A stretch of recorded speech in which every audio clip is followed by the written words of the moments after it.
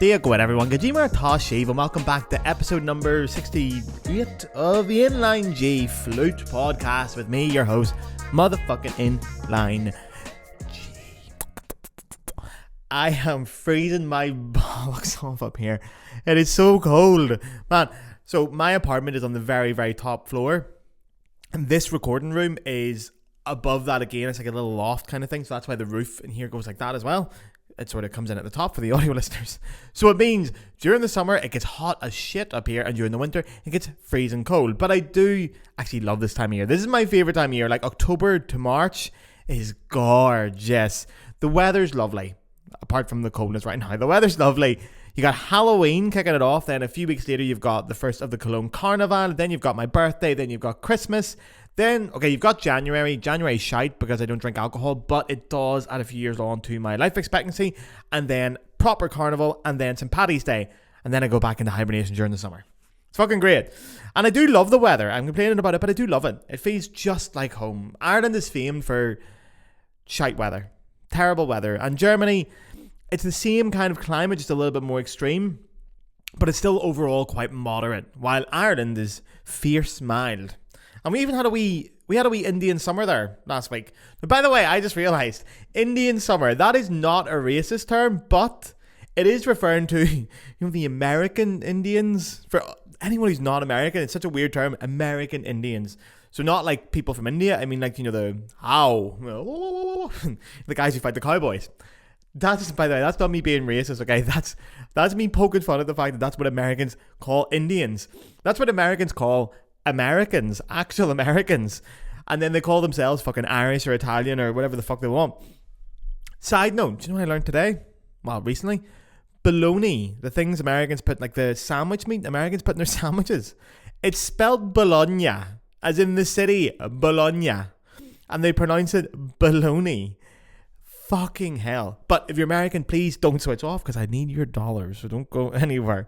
But an Indian summer, for anyone who's not aware, is basically where we're heading into autumn, and then it starts to go cold, and then you get this one little period, maybe a week or so, where it's just lovely and warm again. It feels like summer again. Usually hits in around late September, early October.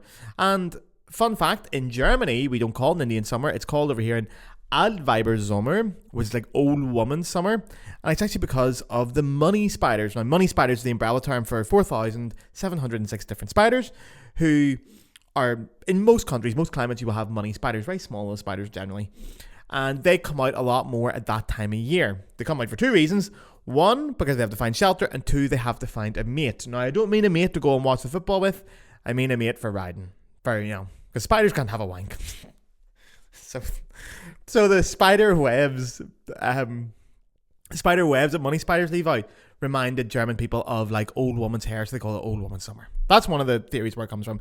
In Ireland, we actually have a different term for it. We call it Fáthir Bug Nat Yana, which is little autumn of the geese. The reason for that is back in the day when you would have had geese and you would have owned them, during the summer you can let the geese out, they can live outside, happy days are warm enough. Then in the winter you bring them back in, and then when you get that wee week where it's hot again, the geese go back outside and they love it out there. So they have a wee week out there. Hot Goose Autumn. So anyway, we had that here big time. We had a lovely Indian summer there 2 weeks ago, and it means just for a little while you get to ditch the jumpers and get the t-shirts back on, get my legs out again for the fine people of this country. And it was during this Indian summer that this dickhead here, pointing to myself, decided to launch his merchandise range of just t-shirts and tote bags. They look great 2 weeks ago. 2 weeks ago everyone was running about like Susie in the summer with their lovely t-shirts. Now, nobody's buying a fucking t-shirt. I have made this hoodie with a different logo. This is a one of a kind for the minute. I might launch them if people are interested. It's really comfortable, to be fair. And the updated front logo is gorgeous. The back logo is still the same, but I'm very, very happy with it. But basically, when it came to the merch range, for anyone who hasn't seen it, we have the Inline G merchandise now. I had a few thoughts about how I wanted that to go, but the main thing was I wanted something that was flute orientated or flute inspired, but didn't make you look like a dickhead. Because flute merch exists. All the big flute makers and all the big flute companies do have their own merchandise. They have their own t-shirt range and stuff like that, but it's shite. all of it's shite. 99% of it's shite, okay? Especially the big companies are all shite. The independent makers are different, but all the big companies are shite. And what I wanted with this t-shirt was, it's something you could wear to a practice room, but you could also wear to a nightclub and look actually cool, because that's the way fashion is going these days, especially for the quote-unquote younger generation. I sounded about 1 million years old saying that there. Fashion is going towards vintage and independent retailers. So a lot of people are buying t-shirts just because it's cool to have something independent on it. You might be getting a t-shirt from your favorite ramen restaurant, from your favorite bar, from your favorite, I don't know, whatever you like. They make their own cool little t-shirts. It's sort of repping it and showing a bit of solidarity with an independent maker. It's very popular. So a lot of people have actually bought the merchandise just because they think it's cool to have an independent Flute podcast merch. Like, the feedback I get the most is, I don't like classical music, I don't listen to the podcast, but I like your merchandise, and I'm going to buy one of them. People always think as well, oh, classical musicians, I thought you guys just wore like fucking tuxedos and evening gowns, which is true. That is true. But why is it true? Why do fucking classical musicians all dress like wee Tory penguins? Well, I did a bit of digging on this, and I've got this wee quote from a formal wear enthusiast blog called The Black Tie Guide. So the Black Tie Guide says, in the 15th and 16th century, small orchestras entertained guests of nobility at their private homes. Then in the 17th century, they expanded in conjunction with the opera companies that emerged across Europe. Therefore, for the first 200 years of their existence, orchestras were not associated exclusively with the upper class, but also with the most formal of occasions for that class, short of attending court. So it would have been expected that the entertainment dress in finery befitting of such elite audiences, just as the livery of senior household servants was almost as grand as the attire of their masters. So what they're saying there essentially is that musicians were dressed in the same way as the help was. You know, the servants. You ever watch Downton Abbey? The help's always dressed immaculately, like the top servants, the ones that are like going in to meet people. They dress as well as the people there because it's a sign of status and wealth to make sure your help dresses well. Musicians did the same thing. So even though musicians right back, classical musicians in the 15th, 16th, 17th century were invited into the upper echelons of society, they weren't part of it. But they had to look the part. They had to look the gear. But then why do we still, in 2024, as classical musicians, still dress like dickheads? Well, there's a few reasons. Now, the first one, obviously, we're talking about classical music here, tradition. We've done it for so long, so we'll keep doing it. It's became normalised and we just keep doing it to hold on to the tradition for tradition's sake. Respect for the audience is another one I hear quite a lot. Now, especially from the outside looking in, classical music is often looked at as this kind of like sophisticated, high art form, and the formal dress is viewed as like a respect of that seriousness and that sophistication. Now, anyone who is a classical musician here, listen to this, will know how much bollocks that is, but we like to keep the image up of sophistication and seriousness. Another reason is uniformity and neutrality. So keeping it all the same colour, keeping the same general theme and the same general aesthetic means the audience doesn't get distracted. Now, I disagree with all three of these reasons in one fashion or another.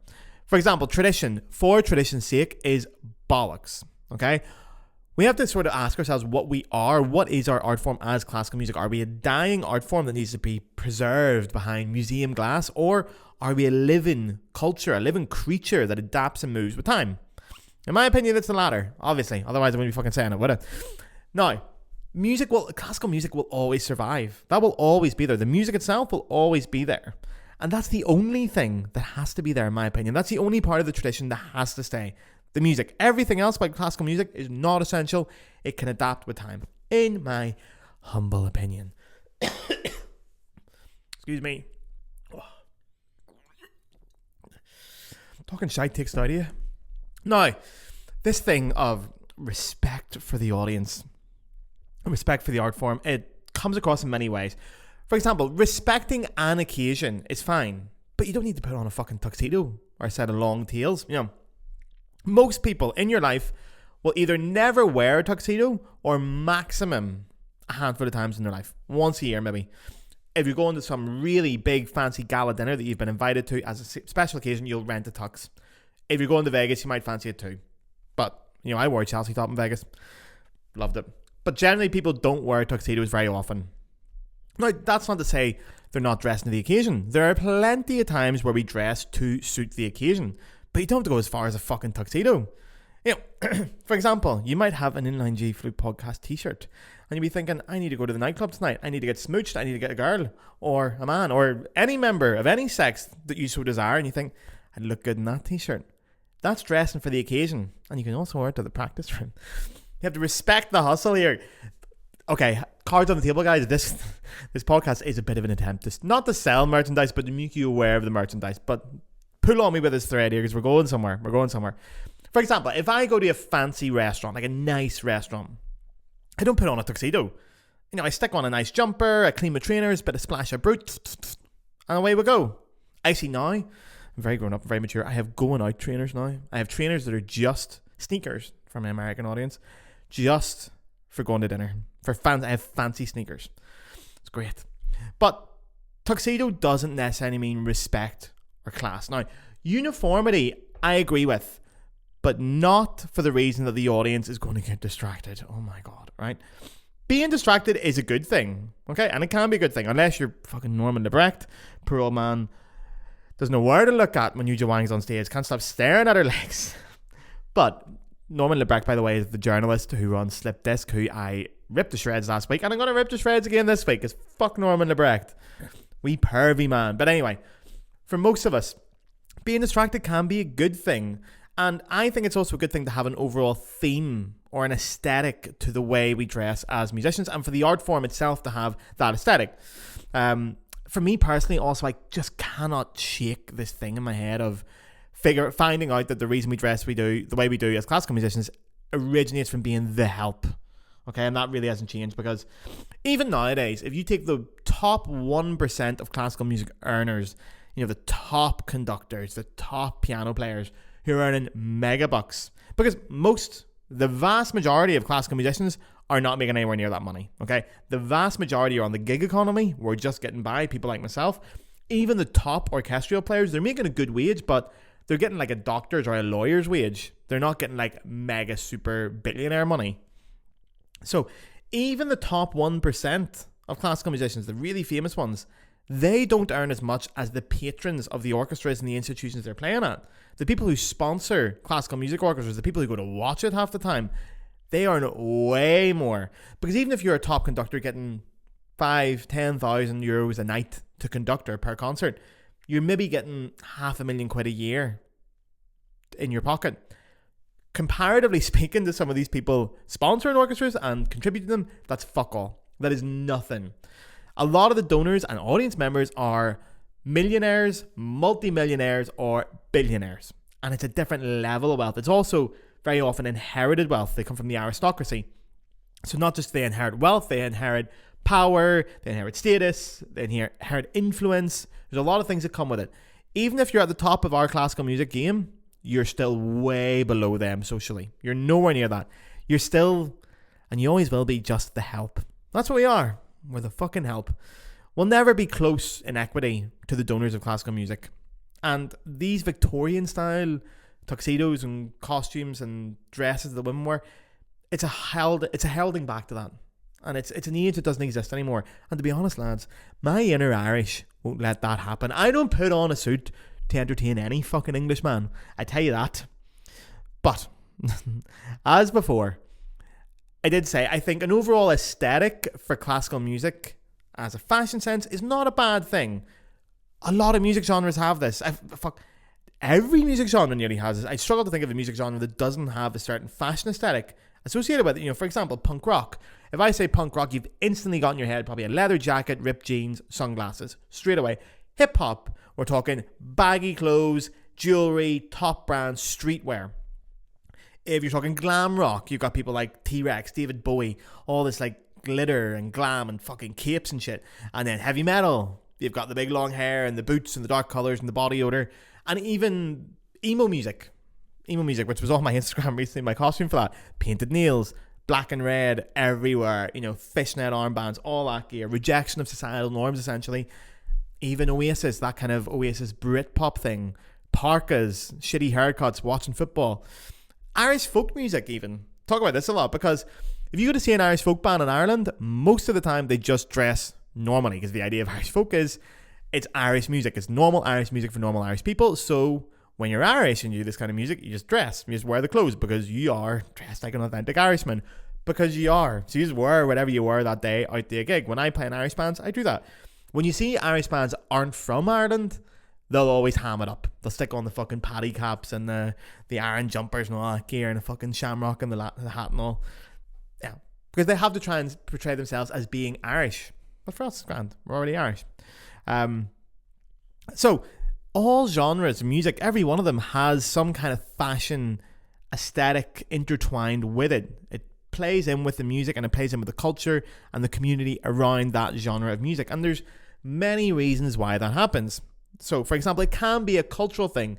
If you take how hip-hop focuses on streetwear, because a lot of the musicians come from those kind of areas. So hip-hop music has a heavy streetwear influence. Country music, like American country music, not Irish country music, but American country music comes from working class white America. So you got the boots, you got the hats, you got all that gear. Sometimes it can be not cultural, but a deliberate stance of rebellion or anti-establishment. So you think of things like punk or metal or emo. It's refusing to conform, deliberately going against commercialism and mainstream norms, deliberately fighting against those things and doing the opposite. Or it can be for pure fucking theatricality, just for show, for fun. Perfect example is Mark Bolan, the lead singer from T-Rex. T-Rex are a great band, and that's proper glam rock. Mark Bolan wore some wild stuff. There's one gig he did with a cape and a leopard print blazer with no shirt underneath. Fucking gorgeous. Now, whatever reasons you pick for picking your fashion and associated with that, this generally then goes back to the audience. So the audience will start wearing what you're wearing on stage to show identity, solidarity, community with the subculture that you've then found. So the audience is dressed the same. So, like, how easy is it to walk down the street and meet someone and sort of have a good guess of what kind of music they like by just looking at them? The way people choose to dress is a huge thing of self-expression, and it normally always leads into music. It was a lot more obvious when you were at school. You know, when you were in high school, you had, the rock kids, the emo kids, the jocks. So it was very obvious back then because you have total freedom to self-express when you're a teenager. You haven't got a job yet, so no one's telling you what to wear. But generally, I could pick someone out in the street and say, I bet you like fucking, I don't know, the Arctic Monkeys because you got a leather jacket on, or I bet you like, what do you call that shite band from Australia? Oh, I hate him. I forgot his name. Anyway, if you got a beanie hat on, you like him. What do you fucking call him, the hipster? Not Temper Trap. No. Anyway, shite. But you can tell. You can tell by looking at people. The way you choose to express and show yourself generally shows your music taste. And if you really want to see that in action, go to a gig. When you go to a gig of a band, everyone dresses that way for the night. They get into it. They get into the subculture. So the audience and the band tend to be wearing very similar things.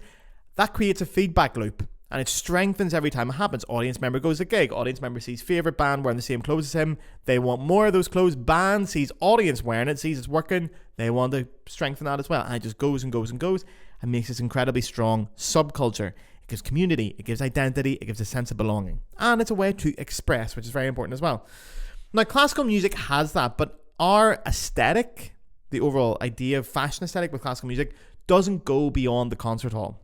Like, if you're a punk rocker, you can walk down the street in your punk rock gear. You don't have to be going to a punk rock gig. You can still tell. If you're a classical musician, you can't go to the fucking pub in your tails and your dicky bow and sit there, and then you're not going to be sitting in the pub watching the football and then someone goes, oh, he's wearing a suit, your man must be a Mozart fan. It doesn't fucking happen. So it's the only genre, to my knowledge, that is locked into a very specific mainstream genre, that is locked into a specific time and place. And it's not even just for our music, it's just high society in general. It's not for classical music uniquely, it's that entire thing of high society. So although liking music, classical music, liking it itself isn't inherently uncool, but everything else from high society is uncool as fuck. Everything else. So when you dress like a classical musician and you do classical music or you're into it, people make that connection to thinking, oh, you must be in high society, you're an elitist prick, I don't like you. And that is the general perception of classical musicians, and it has been for quite a while, basically since we got past the Victorian age. But you want to change that? Go and buy Inline G merchandise. But seriously, wearing what you want gives you identity, belonging, and expression. And to be honest, it makes you feel fucking cool. You feel 10 feet tall when you do this. Like, why do we go to live music? Have you ever really asked yourself that question? Why do you go to a live concert as opposed to just buying the CD or a streaming service? Streaming services these days, some of them have incredibly high fidelity audio, better than you're going to get at the live concert. CDs are incredibly high quality. If you just wanted to listen to music, you'd sit at home and stick that on, pour yourself a glass of gin and tonic. But you don't. You go out. Now, yes, going to a gig is fun. It's supporting the band. There's a lot of things. But there's one other big reason, in my opinion, the main reason, and that is admiration of your favourite musicians. It's the fantasy of the whole thing of seeing them on stage. When you see Alex Turner, the lead singer of the Arctic Monkeys, by the way, for the uninitiated, when anyone sees Alex Turner, they look at him and they think two things. Either, I want to be him, or I want to ride him. Now, riding, again, if I have to explain this again, riding is the term for in Ireland. Now, anyone who sees Alex Turner, the lads are looking at him. Actually, very few of the lads want to ride him anyway, but a lot of them are looking at him thinking, I want to be him. And the girls, a lot of the girls are thinking, I want to be him, and a lot of them are thinking, I want to ride him. Especially when you go to the gig. That's what you're going for. That's almost all genres. That's every genre of music. It's not just rock and roll, where it's particularly obvious in its overt sexuality. It's all music. You know, you look at a musician and you fancy them, or you want to be them. Now, classical music guitar, in my opinion, it doesn't remove that entirely. Wearing like tails and, you know, boring shit, like dressed like penguins. It doesn't remove it entirely, but so it's not saying we're not sexy. We are sexy, but we could be a lot sexier. And that's nothing but a good thing. So it is okay to fancy your musicians. It's okay to do that. It's okay to say you are attracted to your favourite musicians. It sells more tickets. It's more fun. We all do it. We're all human. No one's above it. There's a little bit of a thing in classical music of saying, oh, you can't really like say you fancy a musician. You can appreciate them as an artist and say also, I really like them. I think they look great. And I'm very attracted to them. And the way they play is class. That's okay to do. And we'll get to that in a minute. But just quickly, before we move on with the podcast, very, very quickly, as usual, for the usual listeners, skip ahead a minute or two. You know the crack here, but if you're new around here, the Inline G podcast is free and always will be free. That is a motherfucking guarantee. However, if you want to donate to the podcast, you can now do so through the Patreon. On the screen now is the address, and for the audio listeners, it is patreon.com/the Inline G Flute podcast. Now, it costs €5 a month, whatever that is in your currency as well. And with that, you're genuinely keeping this podcast alive. You get 4 episodes a month of this podcast, come rain nor fucking shine, every single Friday I make it. If you'd saw me at the end of the month, you've watched a couple of episodes, you said, oh Jesus, there's Gareth, I'll buy him a pint in the pub, go and do it virtually, stick me a $5 in. I do everything around here on my own. This is the definition of an independent podcast. I do marketing, graphic design, audio design, research, scripts, production, everything, you name it, I do it all on my own. I am the master of this ship and I'm going down with it.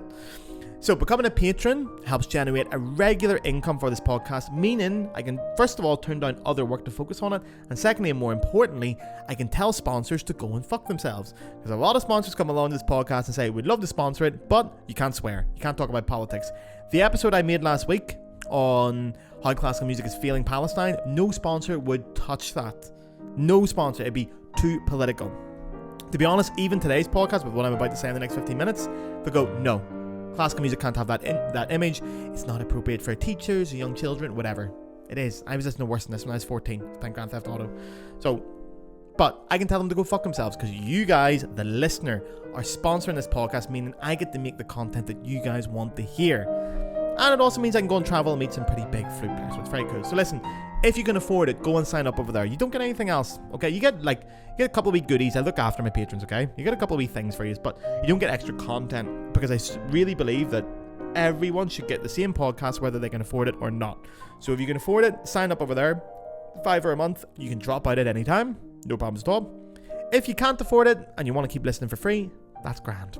There's a cost of living crisis. It's hard to make money as an artist these days, especially if you can't afford it. Don't worry. Someone else is paying, so you can listen for free.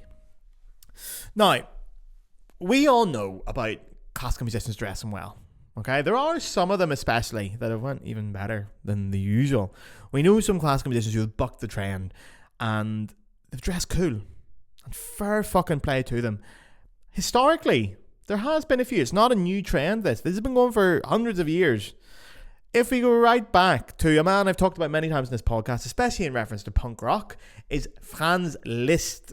the original rock star, the original virtuoso pianist, the guy who invented the piano recital, toured across Europe, arguably the greatest piano player of all time, great composer. He went and played so many villages and towns across Europe, and he turned up, all the women turned up through their fucking underwear on stage. He was a rock star. You look at the way he dresses, go Google a couple of pictures of fans list. First of all, the long hair. The long hair. He looks gorgeous, man. It's rock and roll. He's a very handsome man. And he had like these big, long, red velvet coats on. Everyone and their mother wanted to ride Franz Liszt. Niccolo Paganini, equally famed as a virtuoso on the violin. Very, very famous. Paganini was so good that back in the day when he was playing, which is not that long ago, back in the day when Paganini was playing, people thought he had genuinely made a pact with the devil, exchanged his soul essentially in return for unhumanly levels of skill on the violin. And he played up to this. He knew people were saying this. So he always wore black. Always wore full black. Usually like a cloak as well, like fucking Dracula, like proper long cloak. And that was very rebellious at the time. And as we all know, being rebellious or being a rebel is sexy. It's cool. People went to see him because they fancied him. It's okay to go and watch him because you fancy him. Claude Debussy. Okay, not as rebellious, but he was much more of a bohemian and much more eccentric than his counterparts in France at the time. He was wearing all kinds of weird, lovely French suits with flowers and stuff in it. Very fucking dandy. Very Oscar Wilde-ish. He gets away with it because he's French. You know. Every time you hear about it with the French, like, yeah, but he's French. Don't worry about it. There was a great story of a footballer. Manchester United had a footballer in the 90s called Eric Cantona.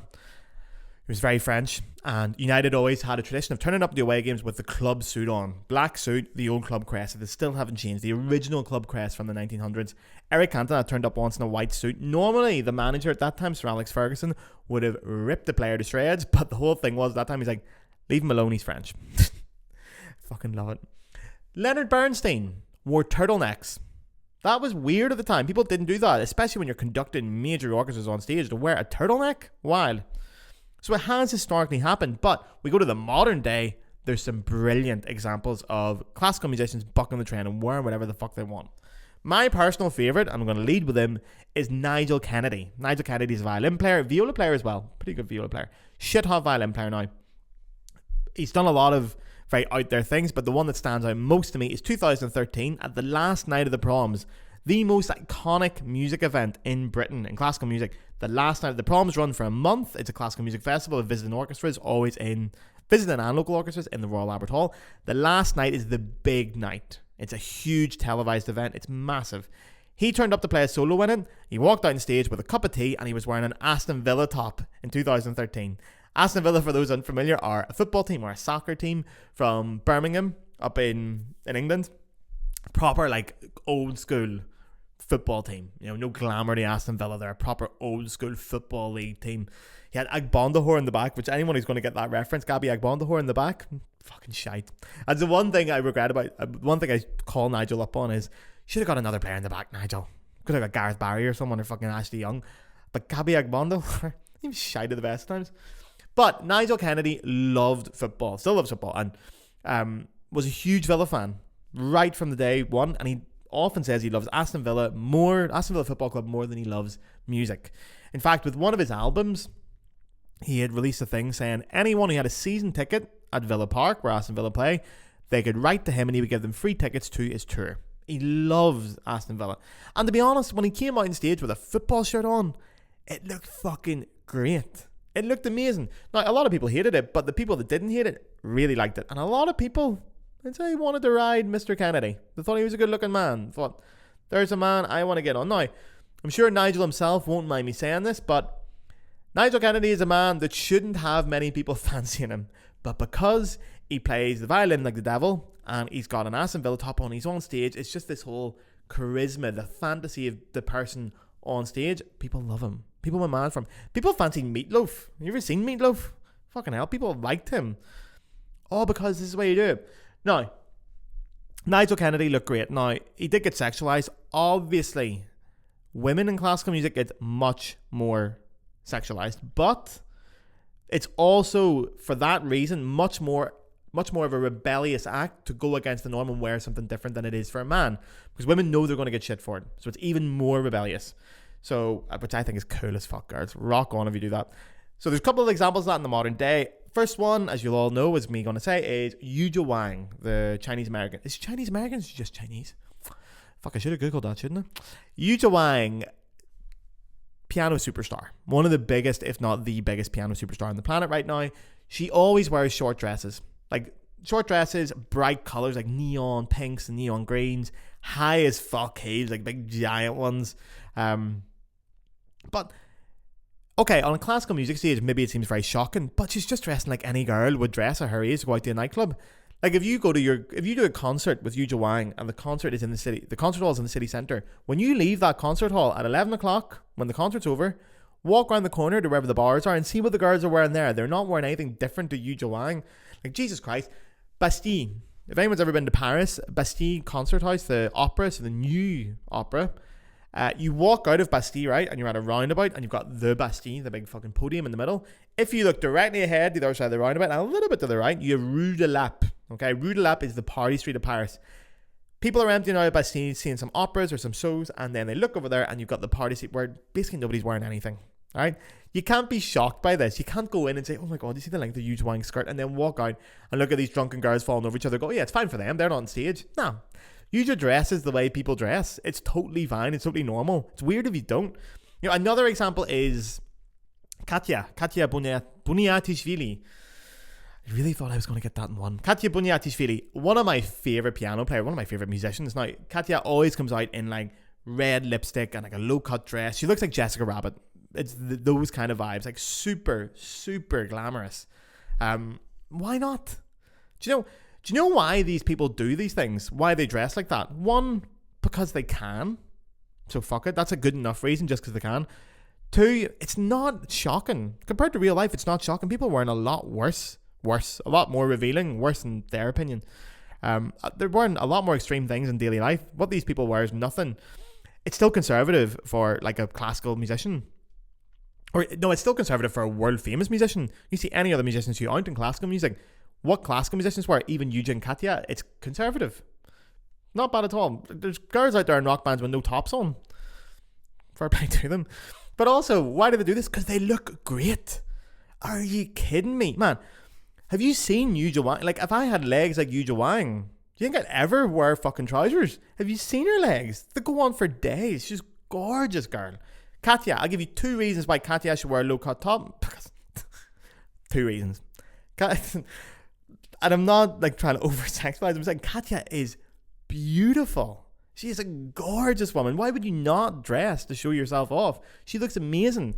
Incredible piano player. Amazing artist. She plays Rachmaninoff. It breaks my heart. The fact that she has this beautiful lipstick on, these great dress, and this really flowy hair and all. I'm like, oh God, I love you. I'm mad for them. But the lads do it too.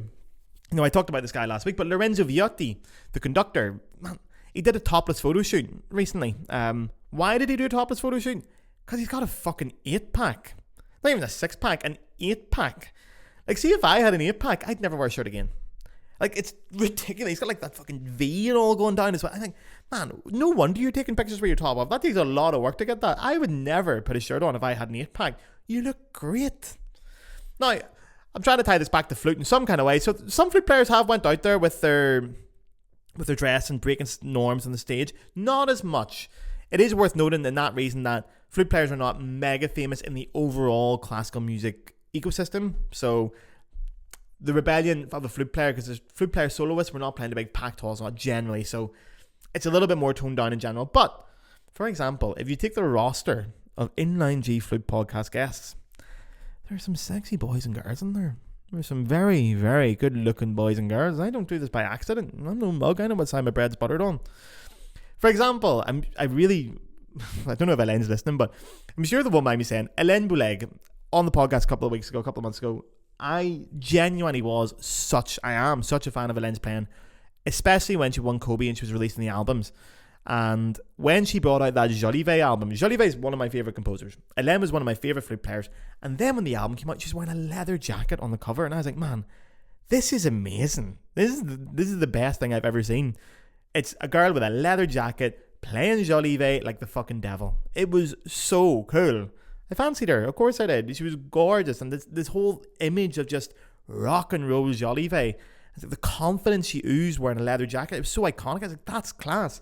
The decision to go, I'm going to make a classical music album, flute album with Naxos, and I'm sticking on a leather jacket. Ugh, I love it. Magali Mounier, are you kidding me? If you go and search some of the videos of Magali's solo performances, she has these like leopard print heels she'll wear for a lot of gigs or in a lot of the videos. They're massive big fucking heels, like they're huge big boys. Leopard print. They look amazing. They look class. How do they not look class? Sophia Neugebauer. Like, if you guys ever follow, you should be following Sophia on Instagram. I'm sure most of you are. But she'll always like share her new concert clothes and what designers are making them. Some of the designs are gorgeous. So cool. Like, and it's all her mates are designing it, and they're a little bit out there, but they're so elegant and classy, and it's a real tool of expression for Sophia, and they're very Sophia. They just suit her down to the ground. Yep, Mariana Buslechner, who did the photo shoot for the Inline G podcast merchandise, if I haven't mentioned that already. But Mariana, when she plays with the Verdier Orchestra here, she wears like pink neon makeup and eyeshadow. It looks great. It looks fucking class. Why not do it? And the lads on this podcast, the boys that have been on here, they've done the same thing. Retro Gary Shocker, hello. If you look at the Inline G trading cards, you can buy them in the shop as well. If you look at the trading cards, the one with Gary Shocker, the picture I got, he has, it's not a perm. Gary told me it's not a perm. It looks like a perm, but he's got like this very Brian May kind of hair and the leather jacket. Like, man, fucking hell. Retro Gary was, I mean, current Gary's not bad either. But Retro Gary was a heartthrob. Juan Casillo, he was on the podcast in the early days. My good friend Juan won't mind me saying this, maybe the most attractive man in the world. He's stupidly good looking, Juan. It's ridiculous. And he wears this cool shit on stage. He loves fashion, and he really expresses himself with fashion on stage. And then there's the obvious ones. You had Julien Baudimont, effortlessly good looking, effortlessly stylish with the clothes he wears, and some of the things he's done on album covers as well. Effortlessly. He's so fucking French. It's gorgeous. Jean-Paul Wright with his red socks. A proper fashion statement, that. Now, the girls here obviously have went a little bit more outside the convention. They've went a little bit further, and that is a double-edged sword, because female fashion, not just with classical musicians, but in general, has a lot more of a scope for creativity. Historically, there's a couple of reasons for that, but it's because women were expected to present themselves in ways that highlighted their beauty. In inverted commas. Not to say women are beautiful, but, you know, beauty's in the eye of the beholder, innit? But anyway, they were encouraged to wear things that would highlight their traditional or societal idea of beauty. So be wearing things that are shape-fitting, maybe with lower cuts, brighter colours, different materials, all that kind of stuff to highlight whatever beauty they had. This was also because women were traditionally used by men in the olden days to portray the man's social status. And the way I said in the olden days, if that doesn't happen anymore, definitely does. But it's like a wee degradation. You go, look at me, I've got so much money. Look at my wife. She's dressed up green and pink and she's gorgeous. I'm doing great. Happy days. I must be rich. I've got a beautiful woman on my shoulder. Now, and then the other thing attached to that is because women's fashion is always or generally been associated with beauty and grace and femininity, while men, on the other hand, their fashion was used to express practicality, work, and especially uniformity. So it was to emphasize function and role more than self-expression. So, although women generally get like a freer reign to express fashion by society, the other side of the sword is the fucking dog's abuse they get for it. Now, I have talked about Mr. Lebrecht, the world's best journalist, destroying Yuja Wang. I talked about it in last week's podcast. Go on the Slip Disc, type in Yuja Wang. There's 24, at the time of recording this, 24 pages of results about Yuja. He's averaging about 6 a month. The vast majority will mention her legs at some point, which for a 76-year-old married man to be commenting on a young girl's legs 6 times a month on the internet, get a life, mate. Get a fucking life. But he's went after everyone. He's went after Khatia. He's went after my Khatia. Leave her alone. But here's a headline from Slip Disc. Classical pianist shows off her glories on national TV. I'm not making this up. I swear to God, that's the actual headline. And the article says, a disclaimer at the start, sorry, because Norman's such an honourable man. It says, if you're likely to find this tasteless, we apologise. Don't watch the clip below. By the way, when he says we, he works on his own. Prick. Anyway, he said, we've been sent a video of Sunni artist Khatia Bunyatishvili performing a jig, and then in brackets, or jiggle, on Georgian TV. It's been uploaded onto YouTube. It is being watched by people who have never heard a Chopin recording. We're not sure what she was thinking. Maybe it got lost in translation. Now, obviously, he's referring to the fact that he puts in jiggle, because she's wearing a low-cut dress and she's got big breasts and they move about when she's performing. Who fucking cares? Who really gives a fuck? A pair of boobs moving about is not a big deal. They move. That's what they do. Fucking hell. And she's playing the piano. Who gives a fuck? To write an article about that. That is why women fucking hate this industry. It's constantly... Sorry, I shouldn't say that word. My grandmother watches this. She's probably turned it off by now anyway, but it is cunts like Norman LeBrecht that do this. Like, that is pish. Another one here. Speaking of pish, there's a German tabloid magazine or newspaper called Bild. Bild is like... It's like the version of... It's the German version of the Daily Mail or the Sun back in the UK, or like any other publication in the United States of America. But they had a cover photo. Now, they had an article. They had an article on Esther Abrami. I've talked about Esther in this podcast before. French violinist. Fucking huge fan. Social media expert. Made a great career for herself. I fucking love her. Huge fan of Esther. Anyway, they wrote an article on Esther. Now, this is awful journalism, because the idea of the article was to use Esther's own words or own quotations to talk about how her teachers and her colleagues, when she studied at the Royal Academy of Music, judged her for being so active in social media. She also particularly mentions that she put a bikini picture of her in a bikini on social media when she was on holidays that some people disagreed with. Now, that in itself, as an article, that sounds like an interesting article. Her struggles against colleagues and essentially sexism from colleagues and professors. That's not what Bill took it as, because in typical fucking tabloid fashion, they use the exact picture of her in a bikini, which was only mentioned briefly in the article. They take that picture off her Instagram, put it on the front of the fucking article, and then they put the headline, violinist comes under fierce criticism for bikini snaps. Now, that's a typical example of a misleading voice in the media. They're just putting that headline in, so you click it. You get angry, you click, they make money. And why, especially in classical music? Because people in classical music, donors, audiences, the elite, they have so many opinions on Esther Abrami wearing a bikini at the fucking beach. What do you expect her to wear? What's she meant to wear at the fucking beach? What? Yeah, she wore a bikini at the beach. Jesus Christ, who the fuck cares?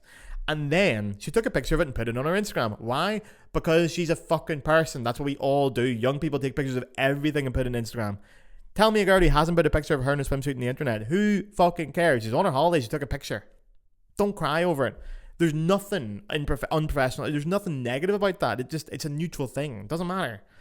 But people in classical music like to get their opinions across. So that article did fucking amazing. Esther actually had to come out and attack them again for the way they presented the article. And rightly so.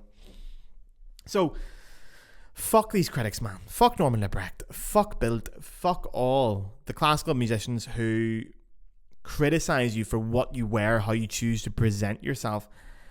Classical music needs to start adapting more. Okay, especially in the current climate. It's getting worse and worse and worse. The wealth disparity is getting bigger in Western Europe. I know people are like, oh, your classical music's always survived. It has, but in its current form, it's not going to last much longer. It is going out. We need to make it more accessible. It's our job, troops on the ground, the normal daily classical musicians, not the top 1%, us, the normal people. So, I tell you, wear what you want. Wear whatever the fuck you want when you go and perform, alright? Do you like a nice suit? Wear a nice suit. Do you want to wear a short dress? Wear a short dress. Do you want to wear a long dress? Wear a long dress. Do you want to wear an Adidas tracksuit top? Wear an Adidas tracksuit top. Aston Villa top. Do it. Just please, for the love of God. Excuse me. For the love of God, don't wear a Liverpool top, okay? Because they're shite. And here, you might piss off a few classical musician journalists, but as someone once said, who I can't remember, if you're not pissing off old rich white men, you're not doing it right. So, lads, before I go as well, I need to plug this. Don't forget that you're listening to this podcast. Like it, subscribe, do everything, okay? A lot of people listen to this podcast on a weekly basis, and there's not many subscribers. You're probably listening on Spotify or Apple.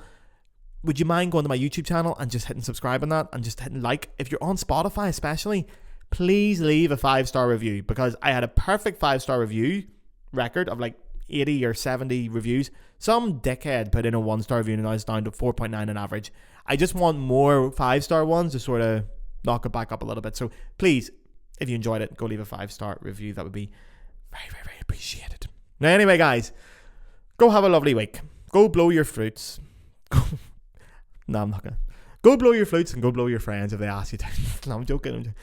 Go blow your flutes. Pour yourself a wee gin this weekend. You deserve it. You've looked after yourself, alright? And I will see you all next week. Big smooches.